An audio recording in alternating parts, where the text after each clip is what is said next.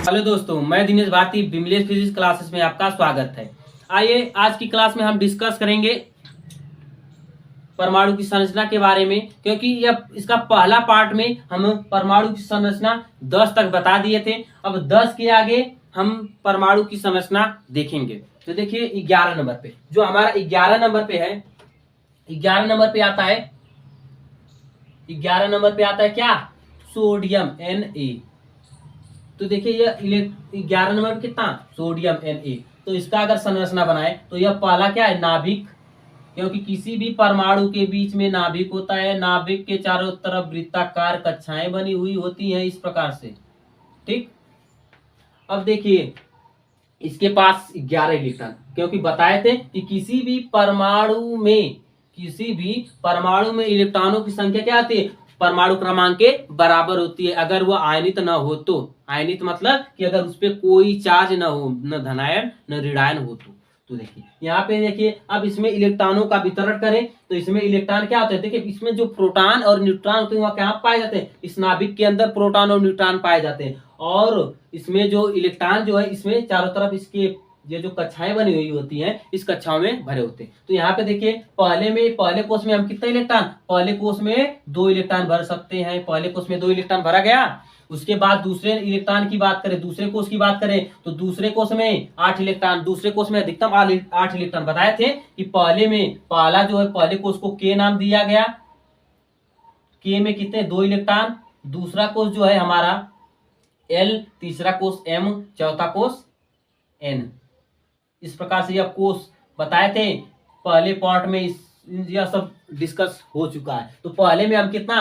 के कोष में 2 इलेक्ट्रॉन भर सकते हैं। के कोष में 2 इलेक्ट्रॉन भर सकते हैं। दूसरे कोष में L वाला है, L में 8 इलेक्ट्रॉन। N की बात करें, ये जो M है तो M में 18 इलेक्ट्रॉन। तीसरे कोष में 32 इलेक्ट्रॉन।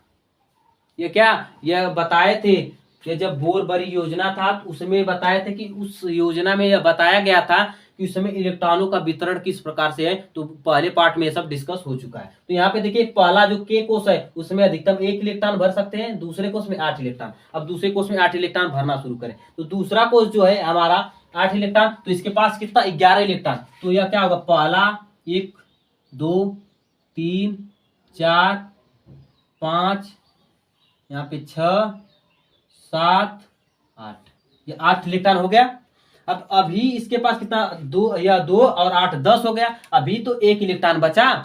तो हम क्या करते हैं? पहले में अधिकतम इलेक्ट्रॉन 2 भरे जा सकते हैं। कितने? पहले में अधिकतम इलेक्ट्रॉन 2 से कम हो सकता है, 2 से ज्यादा नहीं हो सकता। दूसरे में अधिकतम इलेक्ट्रॉन 8 भरे जा सकते हैं। दूसरे में अधिकतम कितने इलेक्ट्रॉन? दूसरे में अधिकतम 8 इलेक्ट्रॉन भरे जा सकते हैं। तो यहाँ पे जो होगा 1 इलेक्ट्रॉन और बचा। तो अब वह जो 1 इलेक्ट्रॉन होगा वह किसमें भरा जाएगा? अब वह जाएगा तीसरे कोष में। किसमें जाएगा? तीसरे कोष में। तो अब इस तीसरे कोष की बात करें तो 1 इलेक्ट्रॉन बचा, तो यह 1 इलेक्ट्रॉन जो होगा वह तीसरे कोष में भरा जाएगा इस प्रकार से। अब देखिए 12 नंबर की बात करें तो 12 नंबर में जो हमारा आता है, इसकी संरचना बनाए तो 12 नंबर पे आता है हमारा मैग्नीशियम Mg। 12 नंबर पे तो यह परमाणु का नाभिक हो गया। यह नाभिक के चारों तरफ वृत्ताकार कक्षाएं बनी हुई होती हैं। ठीक, यह नाभिक के चारों तरफ क्या है? वृत्ताकार कक्षाएं हैं। यह क्या? वृत्ताकार कक्षाएं बनी हुई है। अब देखिए इसमें इलेक्ट्रॉनों का वितरण करें कि इलेक्ट्रॉन किस प्रकार से। अगर देखिए यह जो सोडियम है, सोडियम में अब इसका इलेक्ट्रॉनिक विन्यास देखेंगे तो पहले कोष में तो 2 इलेक्ट्रॉन, उसके बाद दूसरे कोष में कितना? 8 इलेक्ट्रॉन, तीसरे कोष में 1 इलेक्ट्रॉन, अर्थात इसका इलेक्ट्रॉनिक विन्यास क्या हो गया? 2, 8, 1। मैग्नीशियम की बात करें तो पहले कोष में हम अधिकतम 2 इलेक्ट्रॉन भर सकते हैं। तो पहले कोष में 2 इलेक्ट्रॉन भरा गया। दूसरे कोष में कितना इलेक्ट्रॉन? दूसरे कोष में 8 इलेक्ट्रॉन भर सकते हैं। तो दूसरे कोष की बात करें तो 1 हो गया, 2 3 4 5 6 7 8 इलेक्ट्रॉन भरा गया। कितना हो गया? 2, ये 1 2, पहले कोष में 2 इलेक्ट्रॉन, दूसरे कोष में 8 इलेक्ट्रॉन। अभी भी बचा इसके पास कितना? 2 इलेक्ट्रॉन और बचा। तो वह 2 इलेक्ट्रॉन क्या होगा? वह 2 इलेक्ट्रॉन तीसरे नंबर कोष में भरा जाएगा, क्योंकि दूसरे कोष में हम अधिकतम इलेक्ट्रॉन 8 ही भर सकते हैं, 8 से ज्यादा नहीं भर सकते। 8 से कम भर सकते हैं लेकिन 8 से ज्यादा नहीं भर सकते। तो इस प्रकार से इसकी संरचना बनेगी। अगर इसकी बात करें इलेक्ट्रॉनिक विन्यास तो क्या हो जाएगा, यहाँ पे इसका इलेक्ट्रॉनिक विन्यास बनेगा 2 कामा, दूसरे कोष में कितना भरा गया, दूसरे कोष में 8 इलेक्ट्रॉन और तीसरे कोष में कितना भरा गया, कामा 2। इस प्रकार से इसकी संरचना बनेगी। अब यहाँ पे एल्यूमिनियम की बात करें, 13 नंबर पे हमारा आता है एल्यूमिनियम। एल्यूमिनियम को Al से प्रदर्शित करते हैं। तो एल्यूमिनियम का बनाएंगे तो यहाँ पे ये देखिए नाभिक हो गया, ये नाभिक के चारों तरफ वृत्ताकार कक्षाएं बनी हुई हैं।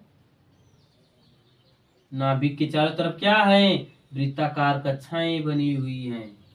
ठीक, अब ये देखिए पहला कोष है, इसके पास कितने इलेक्ट्रॉन, 13 इलेक्ट्रॉन। तो यह 13 इलेक्ट्रॉन भरेंगे इस कोषों में, तो पहले कोष में हम अधिकतम इलेक्ट्रॉन 2 भर सकते हैं, 2 भरा गया। दूसरे कोष में कितना इलेक्ट्रॉन, 8 इलेक्ट्रॉन। दूसरे कोष में कितना भरेंगे, 8 इलेक्ट्रॉन। चलो भरो भाई, 1 2 3 4 5 6 7 8 इस प्रकार से। अभी भी इसके पास कितना, यह 2 और 2, यह 2 और 8 कितना हो जाएगा, 10। अभी भी इसके पास कितना इलेक्ट्रॉन बचा, 3 इलेक्ट्रॉन। तो यह 3 इलेक्ट्रॉन क्या होगा, यह 3 इलेक्ट्रॉन जाएगा किसमें, 3 इलेक्ट्रॉन तीसरे कोष में जाएगा। इस प्रकार से हमारी संरचना बनेगी। अब देखिए इसके बाद जो हमारा आता है 14 नंबर पे, 14 नंबर पे हमारा आता है सिलिकॉन। 14 नंबर पे कौन आता है, सिलिकॉन। इसको कैपिटल S स्मॉल I से प्रदर्शित करते हैं। तो इसकी संरचना बनाएं तो यह नाभिक हो गया, नाभिक के चारों तरफ यह वृत्ताकार कक्षाएं हैं। ठीक, अब इसमें इलेक्ट्रॉनों का वितरण करें। इसकी जो इलेक्ट्रॉन है इन कोष में भरे जाते हैं, और जो इसमें प्रोटॉन और न्यूट्रॉन पाए जाते हैं इस नाभिक के अंदर होता है। ठीक है, अब इसमें भरे, पहले कोष में अधिकतम इलेक्ट्रॉन 2 भरे जा सकते हैं। दूसरे में कितना, 8 इलेक्ट्रॉन। दूसरे में 8 इलेक्ट्रॉन, कितना हुआ, 3 2 5 6 7 8। इसके पास कितना हो गया, पहले में 2, दूसरे में 8, 8 2 10। अभी भी इसके पास बचा 4 इलेक्ट्रॉन। तो यह 4 इलेक्ट्रॉन किसमें भरा जाएगा, 4 इलेक्ट्रॉन जो भरा जाएगा वह तीसरे कोष में भरा जाएगा।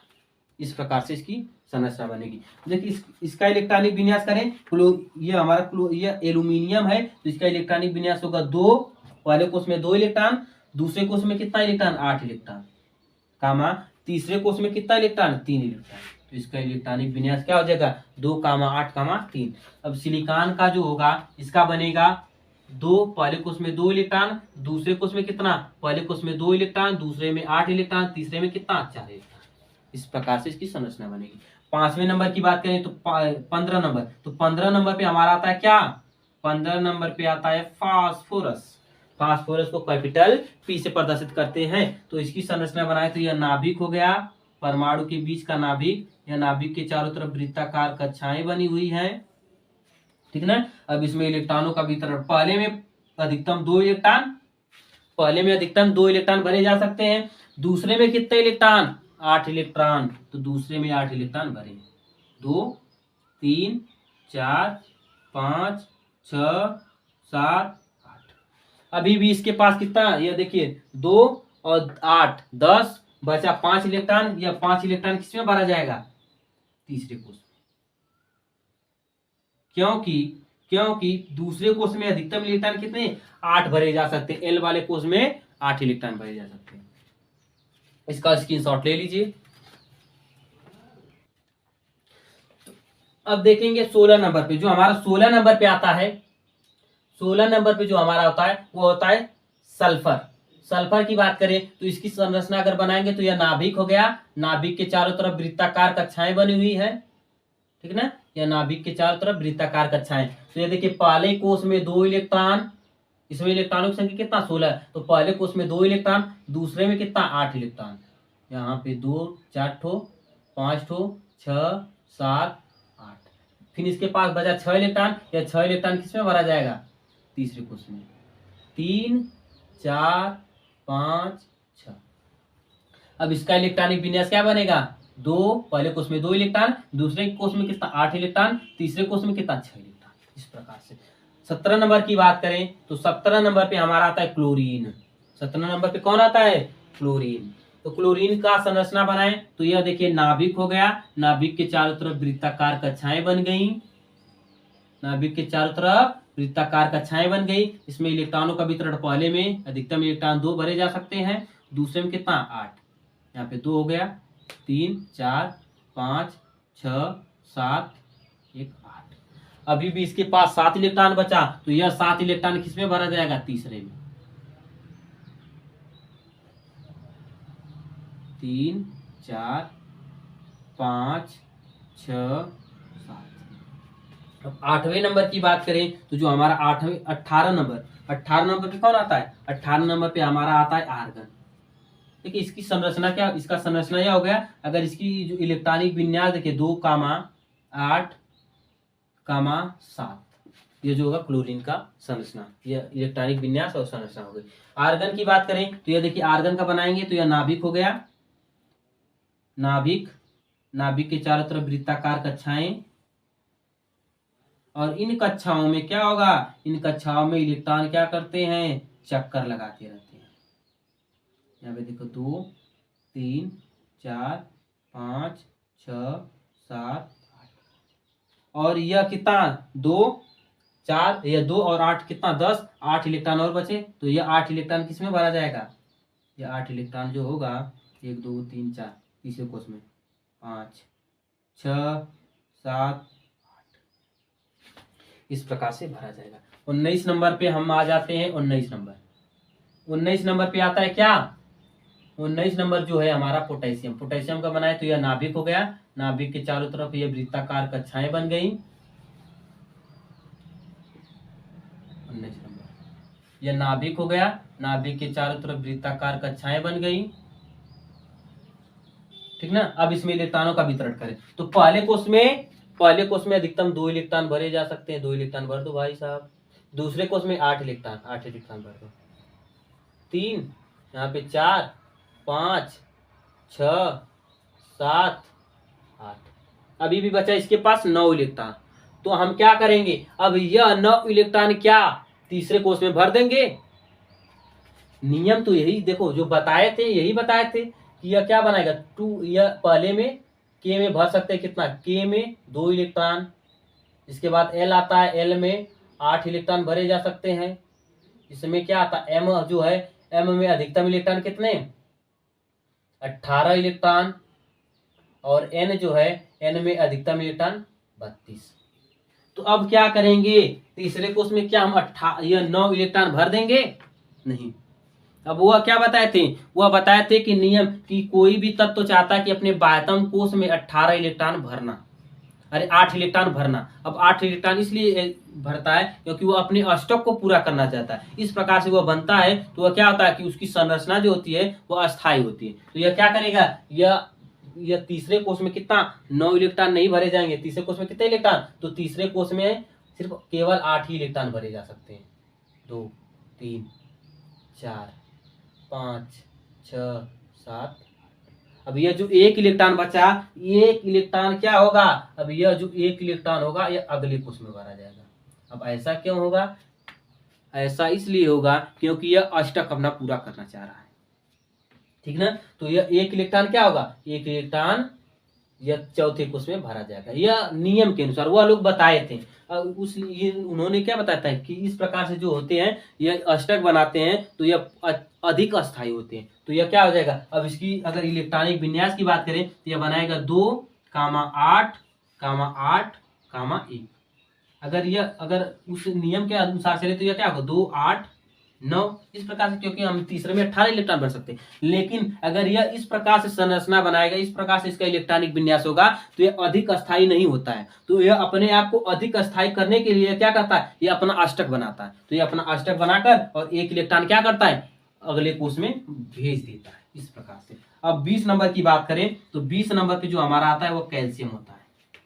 कैल्शियम का बनाए संरचना तो यह नाभिक हो गया, नाभिक के चारों तरफ वृत्ताकार कक्षाएं बन गई, ठीक ना। अब इसमें इलेक्ट्रॉनों का वितरण, पहले में 2 इलेक्ट्रॉन, दूसरे में कितना 8 इलेक्ट्रॉन, यहाँ पे 2 ठो 3 ठो 4 ठो 5 ठो 6 ठो 7, 1 2 3 4 5 6 7 8। दूसरे में कितना 8, 1 2 3 4 5 6 7 8।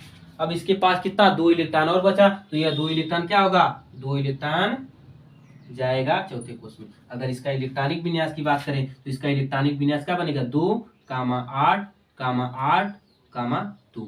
अब यह नहीं कि यह बनाएगा 2,8,10, इस प्रकार से यह नहीं बनाएगा, यह क्या होगा, यह गलत हो जाएगा, यह क्या होगा, सही होगा। क्यों, क्योंकि इस प्रकार से जो संरचना बनाता है, इस प्रकार से संरचना इसकी जो अधिक अस्थायी होती है, तो हर तत्व तो चाहता है कि वह क्या हो, अपने आप को अस्थायी करना चाहता है। तो इसलिए यह क्या, इसकी संरचना इस प्रकार से बनती है और इसका इलेक्ट्रॉनिक विन्यास जो होता है इस प्रकार से होता है। ठीक, तो अगर इस क्लास में मजा आया होगा तो कमेंट सेक्शन में मक्खन लिखना ना भूलें। धन्यवाद।